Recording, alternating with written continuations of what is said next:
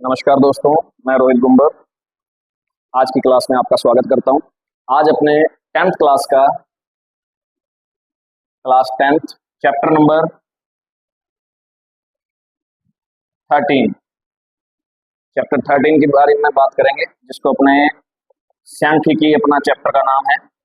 सांख्यिकी के अंदर माध्य, माध्यक और बहुलक ऐसी चीजें आएंगी, वो अपने को पढ़नी होंगी। वहाँ पे आज एक बेसिक क्वेश्चन लेके चले हैं माध्य से रिलेटेड, जो कि आपका 13.1 के अंदर आएगा और इस एग्जाम्पल को अपने कर रहे हैं, ठीक है।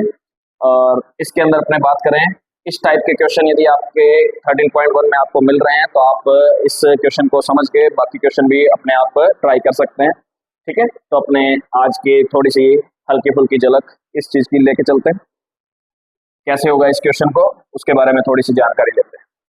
देखिए, मैं आपको एक बात बता दूं, माध्य बोल दो, इसको इंग्लिश में वैसे मीन बोलते हैं, या हिंदी में औसत भी बोल दिया जाता है कई बार, और वैसे तो इसको समांतर माध्य भी कई बार लिख दिया जाता है, समांतर माध्य, ठीक है जी।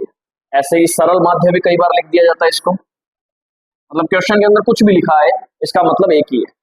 माध्य निकालो, औसत निकालो, समांतर माध्य निकालो, चाहे सरल माध्य निकालो। तो अपने ये जो क्वेश्चन अपना है, इसको अपने क्वेश्चन को, वैसे तो इनके 3 टाइप होते हैं।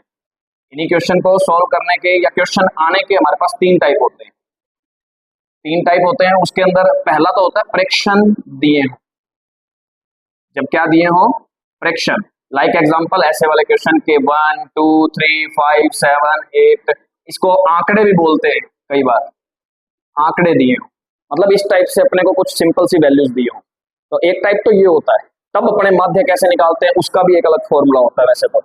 और दूसरी कंडीशन होती है ऐसे ही आंकड़ों वाली, अपने जो भी आंकड़े ऐसे अपने को काफी सारे दिए होते हैं। 9th क्लास के अंदर आपने पढ़ा भी होगा कि इन आंकड़ों वाली कंडीशंस को उन्होंने एक बारंबारता सारणी के अंदर बदला जाता है, फ्रीक्वेंसी टेबल बोलते हैं उसको, ठीक है। प्रेक्षण बोल दो, अपने इसको ऑब्जर्वेशंस भी बोल सकते हैं, ठीक है।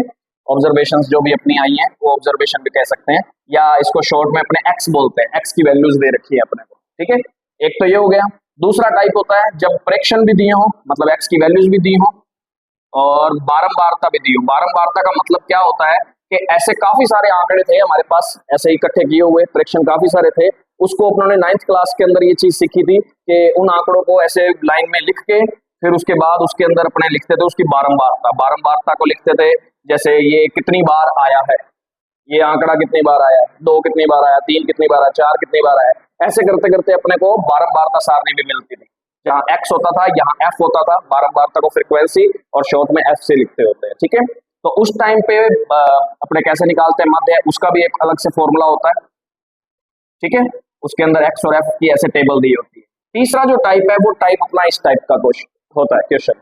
और ये तो बेसिक टाइप है, इसकी अलग से एक वीडियो और बना देंगे, एक बार और समझा देंगे आपको कभी। पर आज अपने थोड़ी सी बेसिक बात लेके चले, जिसके अंदर तीसरा टाइप क्या होता है, वर्ग व बारंबारता दी। अब देखो, वर्ग कब मिलते हैं, होते तो ऐसे आंकड़े ही हैं हमारे पास, पर कई बार क्या होता है कि ऐसे लिमिटेड आंकड़े ना होकर, जैसे कोई 10-12 आंकड़े हैं तब तो ऐसी छोटी सारणी बना लेते हैं बारंबारता। और जब बहुत ज्यादा हो जाए, मान लो कि आंकड़े दिए ऐसे हुए 1 91 15 115, तो करते करते में ऐसे करते हुए काफी सारी संख्याओं तक दिए हुए, तो सबको तो नहीं लिख सकते कि 1 से लेकर 115 तक लिखे, फिर उनको कितनी बार आया कितनी बार नहीं आया, वैसे तो नहीं लिख सकते। समझ आ रही है बात? तो वैसे तो नहीं लिख सकते, पर यहाँ पर क्या होता है, इसलिए अपने क्या लेते हैं, छोटे छोटे अंतरालों में विभाजित कर लेते हैं इनको। जैसे अपने सीधा फिक्स कर लेते हैं कि 1 से लेके 10 तक कितने अपने पास संख्याएं टोटल काउंट करें, और 10-10 का अंतराल बना के उसकी बारंबारता लिख दी। मान लो काफी सारे आंकड़े थे, उसके अंदर काउंट किए कि 1 से लेके 9 तक। एक बात हमेशा ध्यान रखना कि ये जो चीज होती है, ये जो ऐसे लिखा हुआ है 100 से 120, ये माइनस नहीं है, इसका मतलब है 100 से 120। और इसके अंदर काउंट कहां तक होता है कि 100 से स्टार्ट करेंगे और 100 से लेके हमारे आंकड़ों में ढूंढेंगे और 119 तक। 120 इसके अंदर कभी भी काउंट नहीं होता, ठीक है। 100 से लेके 119 तक की संख्याएं कितनी बार आई हैं हमारे आंकड़ों में, तो वो यहाँ कह रहा है कितनी बार आई है, 10 बार आई है। ठीक है।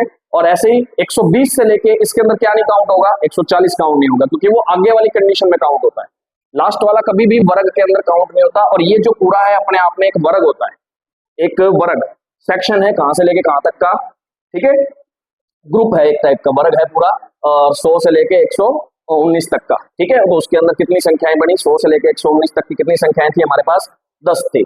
और 120 से लेके 139 तक की कितनी संख्याएं थी हमारे पास, 15 थी। तो इस टाइप से अपने को पूरी एक सारणी बना के दे दिया जाता है और क्वेश्चन हमारा थोड़ा सा इजी बना के दे दिया जाता है। इस टाइम पे माध्य कैसे निकालते हैं उसका एक अलग से फॉर्मूला होता है, उसके बारे में थोड़ी सी अब बात करते हैं अपने।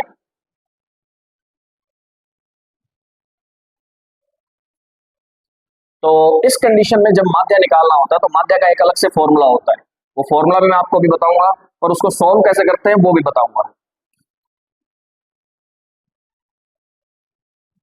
सबसे पहले अपने को जो वर्ग दिया हुआ है वो वर्ग लिखो, फिर दूसरा जो बारंबारता दी हुई है वो बारंबारता लिखो, ठीक है।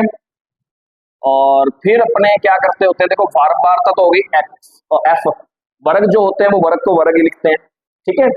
और क्लास इंटरवल बोलते हैं वर्ग को, इंग्लिश में बोले तो क्लास इंटरवल या इंटरवल भी बोलते हैं, ठीक है। और बारंबारता को फ्रीक्वेंसी बोल दिया जाता है। और आगे बात करें तो अब अपने को यहाँ पे वर्ग ना देते हुए क्या नाम दिया है, मजदूरी। तो मजदूरी दी हुई है यहाँ पे, मजदूरी का मतलब जो उनका डेली का मजदूरी करने वाले बंदे हैं, तो वो मजदूरी कितने हैं कि 100 रुपए से लेके 120 रुपए जिनको मिलते हैं 119 तक, 100 से लेके 120 के बीच में कितने रुपए लेने वाले बंदे हैं हमारे पास, श्रमिकों की संख्या मतलब मजदूरों की संख्या कितनी है, मजदूर कितने हैं हमारे पास, तो 10 मजदूर है। ऐसे 120 से लेके 139 तक रुपए लेने वाले मजदूर कितने हैं हमारे पास, 15 मजदूर हैं, ठीक है। इस तरीके से इस बात का मतलब होता है। तो अपने आगे बात करें इसमें, तो अपने को एक्स की वैल्यू जब यहाँ दी नहीं हुई वो अपने को निकालनी पड़ती है, जिसको अपने मध्यमान बोलते हैं, ठीक है। क्या बोलते हैं उस टाइम पे, मध्यमान बोल दिया जाता है। और मध्यमान के अंदर अपने क्या करते हैं, उसको एक्स से रिप्रेजेंट करते हैं। कई जगह पर इसको वर्ग चिन्ह भी लिखा जाता है, वर्ग चिन्ह, चिन्ह ऐसे लिखा जाता है सही में, इस तरीके से नहीं लिखते, ठीक है, ये गलत होता है, ओरिजिनल ऐसे ही लिखा जाता है चिन्ह। तो वर्ग चिन्ह बोल दो या मध्यमान बोल दो एक ही बात है। तो सबसे पहले तो अपना जो क्वेश्चन है उसको लिखते हैं, 120 से 140, 140 से 160, 160 से 180, 180 से 200 और 200 से 220, 220 से आगे बात करें तो 240। ये चीज अपने को क्वेश्चन के अंदर दी गई है, ठीक है, ये चीज दी गई है, बात समझ आ रही है। अब यहाँ फ्रीक्वेंसी कितनी कितनी दे रखी है, बारंबारता कितनी दे रखी है, 10, 15, 20, 22, 18, 12 और 13, ठीक है। अब अपने आगे बात करें, मध्यमान नाम से पता लग रहा है मिड वैल्यू, ठीक है। और मिड वैल्यू मतलब इस वर्ग अंतराल के अंदर सबसे मिड की वैल्यू, मध्य की वैल्यू। और मध्य की वैल्यू निकालनी हो या वर्ग चिन्ह निकालनी हो तो कैसे निकालते हैं, ये होती है हमारी निम्नतम सीमा, इस वर्ग की निम्नतम सीमा, निम्नतम मतलब लोएस्ट वैल्यू, ठीक है। और ये वाली हाईएस्ट वैल्यू इस वर्ग की, ठीक है। तो निम्नतम सीमा प्लस उच्चतम सीमा दोनों को जोड़ लो और उसके बटे में 2 कर दो, वही हमारा मध्य का मान आता है। तो 100 प्लस 120 कितना हो गया, 220, 220 में 2 का भाग दिया तो कितना आ गया, 110। और कई बच्चे यदि अपने आप में बहुत अपने आप को थोड़ा सा इंटेलिजेंस कर सकते हैं, यदि माइंड फास्ट आपका है, तो 100 और 120 के बिल्कुल बीच की वैल्यू कौन सी होती है, 110 होती है। तो वो सीधी डायरेक्ट भी लिख सकते हो, कोई दिक्कत नहीं है, बिल्कुल एग्जैक्ट बीच वाली चाहिए अपने को, ठीक है। और ऐसे ही इसमें करते हैं, दोनों को जोड़ो कितना आ गया, 300 और 260, 260 में 2 का भाग दिया तो 130। अब एक बात बताता हूँ, बारी बारी ऐसे करते रहेंगे तो बहुत टाइम वेस्ट हो जाएगा। अब अपने क्या करना है, इन दोनों का अंतर कितना है, डिफरेंस कितना है अपना, 20-20 का डिफरेंस चल रहा है, ठीक है। तो 20-20 इसके अंदर जोड़ते जाओ,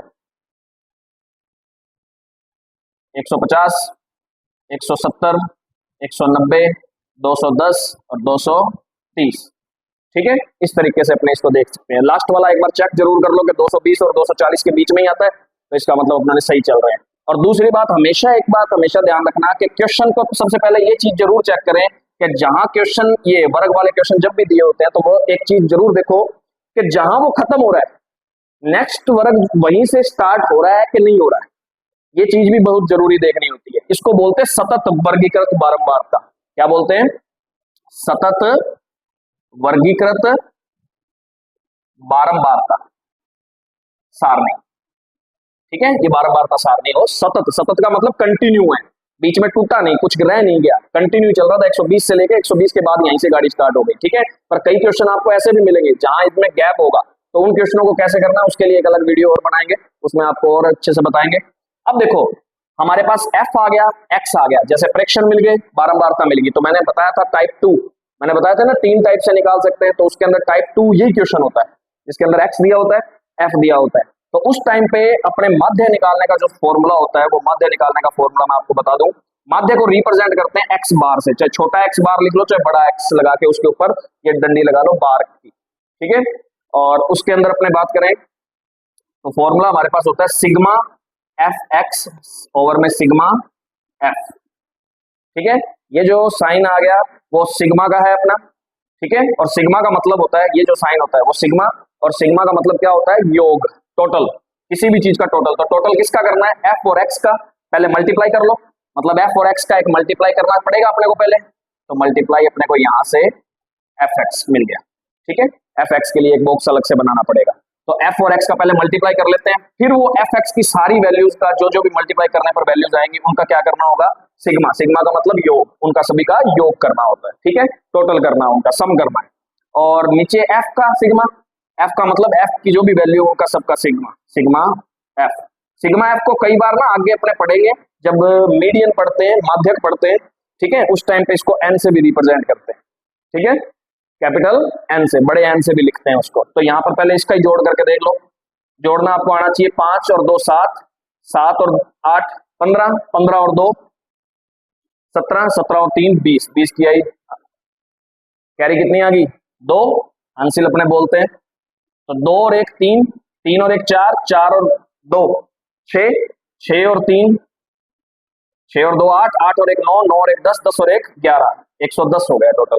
तो नीचे वाले की तो वैल्यू अपने को मिल गई, ये तो हो गया 110, कोई दिक्कत तो नहीं। ठीक है, अब आगे ऊपर एफ एक्स चाहिए, तो एफ एक्स वाले का मल्टीप्लाई करते हैं, इसका इससे मल्टीप्लाई करें तो 1100, इसका इससे करते हैं तो देखो गुणा करना भी पीछे पेज पलट पलट के नहीं करना है, यहीं पे ही करना है। ठीक है, और कैसे करना है, जैसे 15 का पहाड़ा आना चाहिए, 15 का 0 से गुणा तो 0 आ गया, 15 3 45।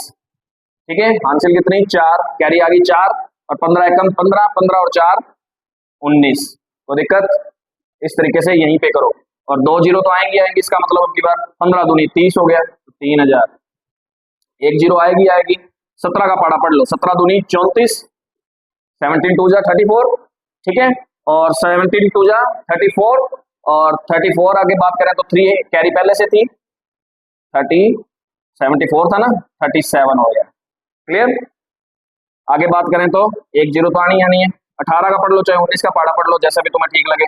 19 8 है 152, 19 8 152, 19 8 जा 152 होता है, और 52 की 152 की 2 आ गया, और 15 कैरी होगी, तो 19 बन जा 19, और 15 और ऐड कर दिए तो कितने हो गए 34, क्लियर होगी बात। उसके बाद अपने आगे बात करें तो इसको जोड़ें 0, फिर 21 2 जा, और 21 2 जा हो गया 42, 21 दूना 42, 4 आंसर, 21 एकम 21, 21 और 4 कितना 25।